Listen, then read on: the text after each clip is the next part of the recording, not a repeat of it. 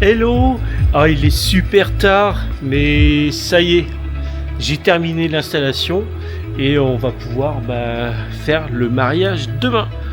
Parce que c'est mon premier mariage et donc ouais, j'ai quand même la pression. Carrément, carrément, mais bon, allez, il faut se laisser entraîner par le plaisir et se laisser aller tout simplement. Se faire plaisir et faire plaisir, ça c'est important. Je vais vous montrer maintenant en détail ma sono, comme ça vous me direz ce que vous en pensez. Déjà, une chose quand même incroyable, pour moi, c'est quasiment que de l'électro-dépôt. Alors, c'est le système curve 18 pouces, c'est affiché à 1700 watts, mais on n'arrive pas trop chez eux à savoir si c'est des watts RMS ou des watts musicaux.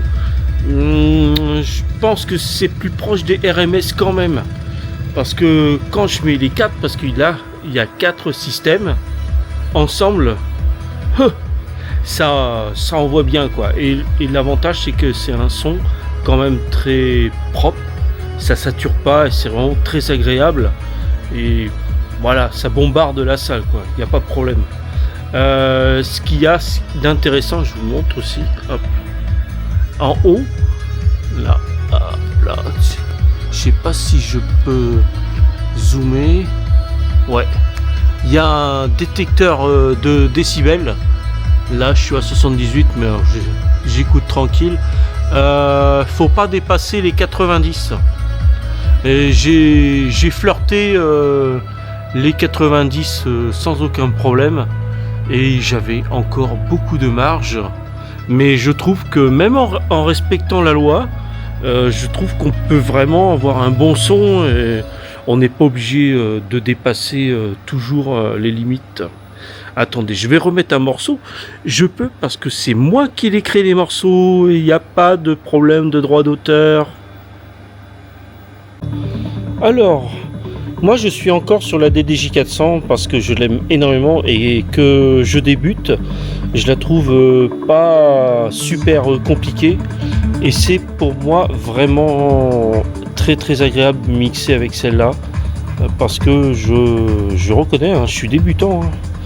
Donc ça me suffit amplement et je trouve qu'au niveau qualité, elle est très bien finie, et elle est fiable en tout cas. Alors je vais vous parler plutôt de mon logiciel. Je suis pas sur Recordbox ni les autres Traktor ou Serato. Moi je suis sur Virtual DJ. Pourquoi ?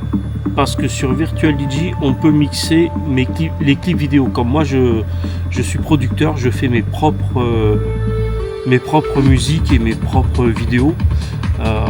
J'ai bien l'intention d'avoir un mur vidéo. Donc c'est tout l'intérêt de ce logiciel. Et pour l'instant, c'est les parleds. Les parleds au lieu du mur, les vidéos. Mais je vais justement passer aux lumières en parlant de MicDMX Go, qui est un logiciel super intuitif. Son plus gros défaut pour moi, c'est cette connectivité avec on va appeler ça son dongle, son switch. Là ça marche, mais des fois on est obligé de retenter, je sais pas combien de fois pour arriver à se connecter. Mais par contre, une fois que vous êtes connecté, pour moi j'ai jamais eu de problème de décrochage. Après il faut savoir que mon dongle il est juste à côté de la tablette, donc je pense qu'il faut pas trop l'éloigner. Voilà. Après j'ai été voir un vendeur, j'ai demandé une tablette avec un Wi-Fi assez puissant. Donc ça existe. Celle-là c'est une Lenovo 11 pouces. Si je voulais, je vous mets la référence dans la définition. Voilà. En tout cas, voilà. La particularité de ma sono également, comme je vous l'ai dit, c'est du Edenwood. Et là, je me suis fait vraiment une pile de haut-parleurs, un type Line Array. Là, il y en a combien ? 3 x 4, 12. Il y en a 12. Alors je pourrais les soulever plus haut parce que je vous montre, attendez, hop.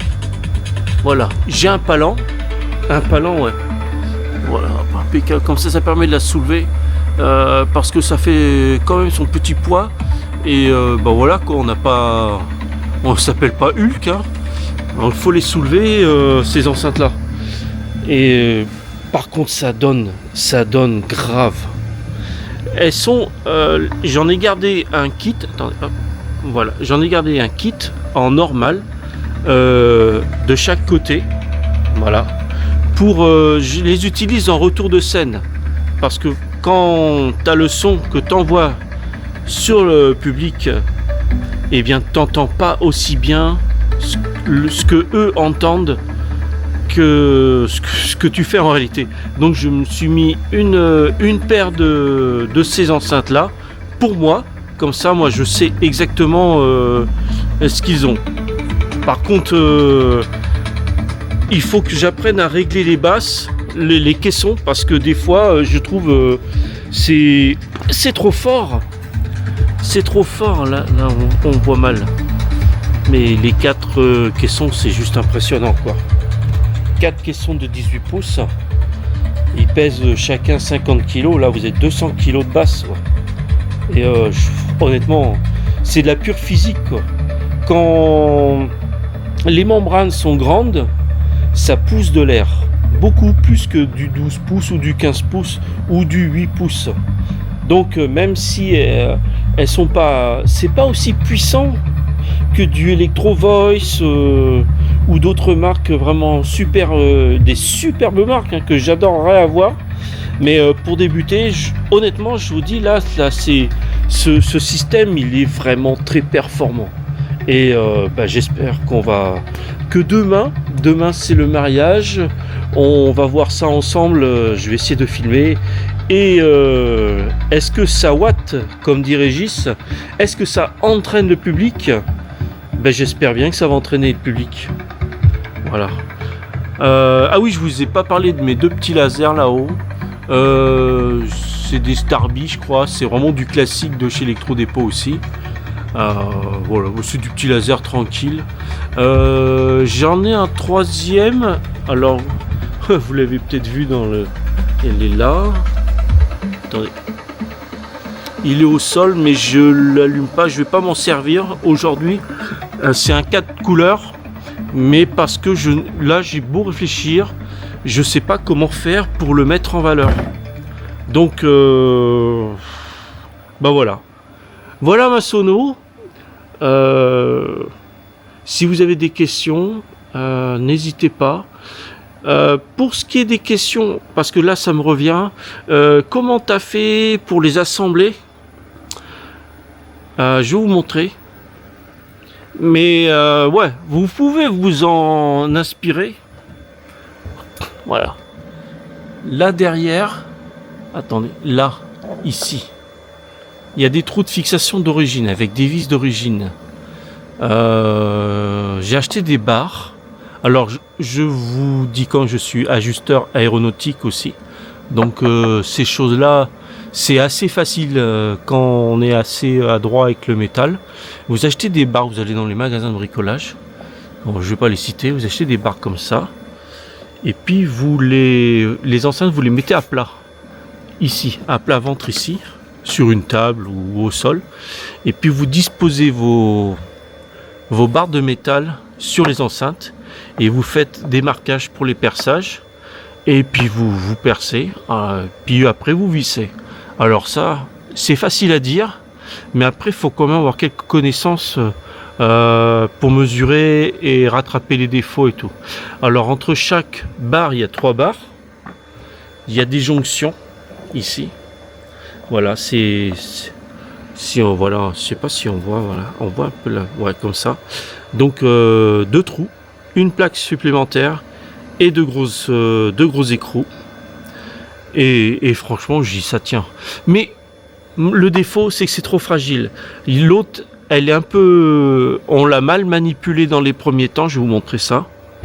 Et du coup, on l'avait mal rattrapé.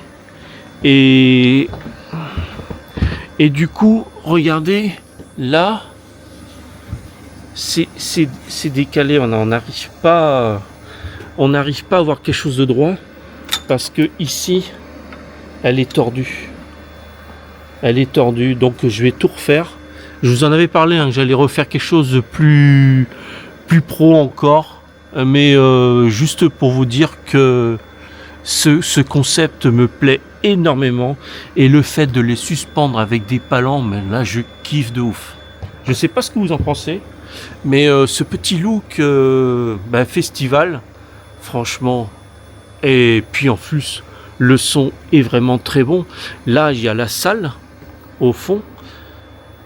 Quand je mets le son, j'entends l'écho, donc ça, comme les enceintes elles portent loin, ça tape contre le mur là-bas et ça revient. C'est vraiment génial. Voilà, donc attendez, hop, je retourne pour vous dire au revoir. On se retrouve demain. Là, c'est le même vlog, je vais pas faire un autre vlog. On se retrouve demain pour le mariage. Et puis, je vous fais de gros bisous. À demain.